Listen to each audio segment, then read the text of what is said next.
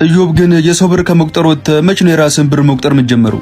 ብሩ ይኑረኝ እንጂ እኔ ለመቁጠር እምቢ ብዬ ነው እኮ። ብሩ እንዲኖር እኮ ጨክነ ከቅጥር ስራ መውጣትና ትንሽም ብትሆን የራስን ቢዝነስ መጀመር አለብን። ያኔ ከዩኒቨርሲቲ እንደወጣን ጀምር ያልኩን ስራ አብረ ከኔ ጋር ጀመረ ቢሆን ኖሮ ይሄኔ አንተም እንደኔ ሚሊዮነር ነበርክ አለኝ። ይቅርታ የኔ ወንድም፣ እኔ ህገ ወጥ ስራ ውስጥ መነካካት አልፈልግም፣ ተወኝ። ሳቃለና አንተ ጥሩ ትጫወታለህ እባክህ።